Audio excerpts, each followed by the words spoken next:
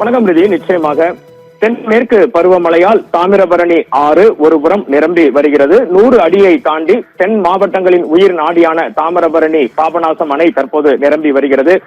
இதனிடையே கடந்த 21 நாட்களாக தாமிரபரணியில் இருக்கும் கழிவுகளை அகற்றும் நடவடிக்கைகள் திருநெல்வேலி மாவட்ட ஆட்சியர் சுகுமார் தலைமையில் ஆரம்பிக்கப்பட்டது. நேற்று இந்த பணி முடிவடைந்த நிலையில் தற்போது பார்த்தீர்கள் என்றால் ரிதி 94 டன் துணி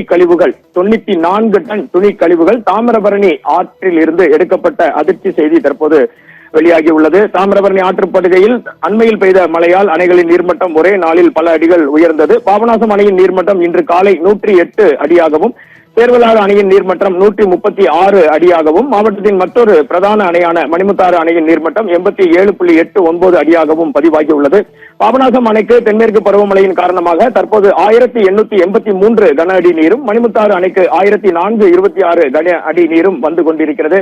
விவசாயிகளும் பொதுமக்களும் மகிழ்ச்சி அடைந்திருக்கும் இந்த வேளையில் நேற்று முடிவடைந்த 21 நாட்களாக நடைபெற்று வந்த தாமிரபரணியை சுத்தப்படுத்தும் பணிகளில் ஆற்றில் 94 டன் பழைய துணிகள் எடுக்கப்பட்டுள்ள அதிர்ச்சி செய்தி வெளியாகி உள்ளது.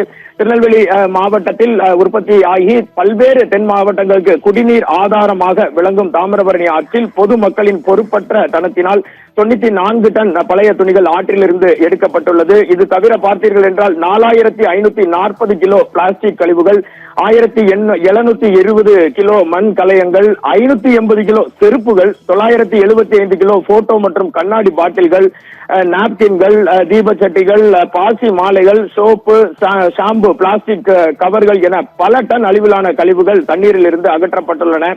இது மிக மிக மிக மிக அதிர்ச்சியை அனைத்து தரப்பிலும் ஏற்படுத்தி உள்ளது. பல்வேறு விழிப்புணர்வுகளை நடத்தி வந்தாலும் நீர்வரத்து அதிகரிக்கும் இந்த சூழ்நிலையில் அகற்றப்பட்ட கழிவுகள் தாமிரபரணி ஆற்றை தொடர்ந்து பாழ்படுத்தி வருகின்றன. இது குறித்த விரிவான தகவல்களை நாம் சேகரிக்கும் போது கழிவுகளை அள்ளி அவற்றை நகராட்சி விக்ரமசிங்கபுரம் நகராட்சி கிடங்கிற்கு அனுப்பும் போது இந்த தகவல்கள் அனைத்தும் வெளியாகி உள்ளது.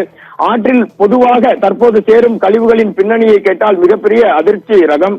துரதிருஷ்டவசமாக உறவினர்கள் இறந்தால் அவர்கள் உபயோகித்த துணிகள், தலையணைகள், படுக்கைகள் போன்றவற்றை மக்கள் ஆற்றின் கரையோரத்தில் இதற்கென பிரத்யேகமாக அமைக்கப்பட்டுள்ள தொட்டிகளில் போடாமல் ஓடும் தாமிரபரணி ஆற்றுக்குள்ளேயே வீசுவதை வழக்கமாக கொண்டுள்ளனர். ரிதி, இத்தகைய துணிகள் தாமிரபரணி ஆற்றின் 0 என்று அழைக்கப்படும் பாபநாசத்தில் மலைப்பகுதியில் இருந்து வந்து ஓட ஆரம்பிக்கும் இடத்தில் 2 கிலோமீட்டர் தூரத்திற்கு நீரில் புதைந்து கிடக்கின்றன. இவைதான் ஆற்று நீரை அசுத்தப்படுத்தி துர்நாற்றத்தை உண்டாக்குகின்றது. மேலும் புழுக்கள் இந்த துணிகளில் பரவி தாமிரபரணி ஆற்றை மிகவும் பாழ்படுத்துகிறது. இவை தாமிரபரணி ஆற்றின் ஆழமான சுழல் நிறைந்த பகுதிகளில் புதைந்து கல் இடுக்குகளில் மாட்டிக்கொண்டு நீர்வாழ் உயிரினங்களின் வாழ்வாதாரத்தையே பாதிக்கின்ற அதிர்ச்சி தகவல் தற்போது வெளியாகி உள்ளது.